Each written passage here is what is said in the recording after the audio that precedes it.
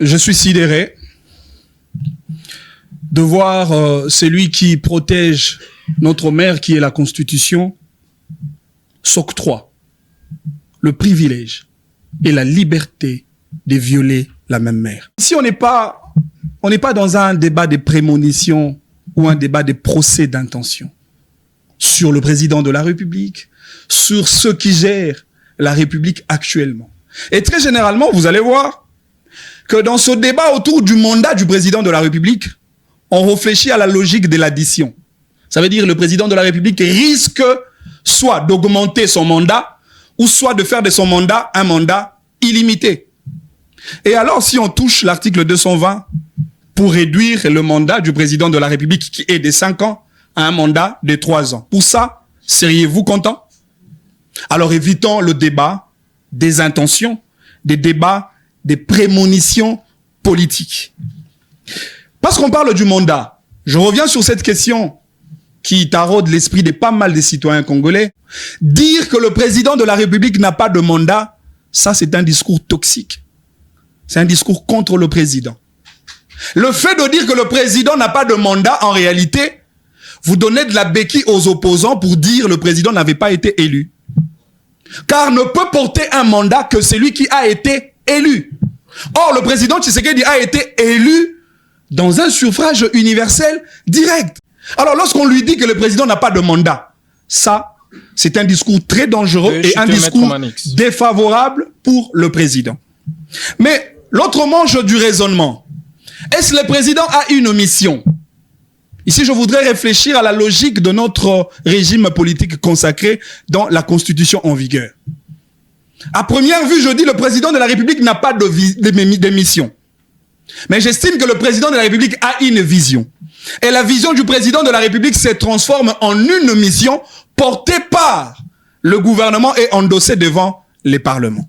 Parce que la Constitution que nous avons, qui a établi cet équilibre de gestion entre le président de la République, a dépourvu au président de la République de toute responsabilité politique devant le Parlement. C'est le Premier ministre et son gouvernement qui amènent l'action du gouvernement à soumettre devant le Parlement. Et donc, les 6 piliers que le président avait présentés lors de sa campagne électorale, ces 6 piliers ont été intégrés. Les 6 piliers au niveau de la vision, au niveau de projet de société, projet de campagne, et ça a été transformé dans un programme porté par le gouvernement. Et donc, le président, dans un contexte démocratique, surtout dans un régime semi-parlementaire, n'a pas de mission, il a plutôt une vision qui se transforme en une mission.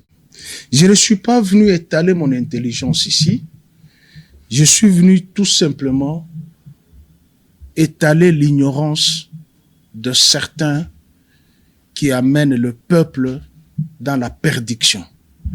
Je persiste, je signe. Un citoyen peut amener une initiative au Parlement. Je dis un citoyen peut amener une initiative au Parlement sous condition, en réunissant les 100 000 signatures. Pourtant, le chef de l'État ne peut pas réunir les 100 000 signatures, ni les gouvernements, ni les députés. Pourquoi on nous a donné ces conditionnements? Puisque je ne suis pas élu. Et encore, j'entends une autre monstruosité ici, depuis quand le peuple est élu, ou le peuple vote. Et le peuple vote, le peuple n'élit pas. Et si l'université venait enfin à vous? Avec université.cd, plus besoin de choisir entre vos études, votre travail ou votre famille. Étudiez où que vous soyez, à tout moment, depuis votre smartphone, votre tablette ou votre ordinateur. Suivez des cours en ligne, échangez avec vos enseignants et préparez un diplôme reconnu sans quitter votre ville. La plateforme met en relation les étudiants avec des universités partenaires en République démocratique du Congo et propose un apprentissage 100% en ligne, pensé notamment pour les professionnels et la diaspora. Rendez-vous sur le site université.cd pour vos inscriptions ou plus d'informations.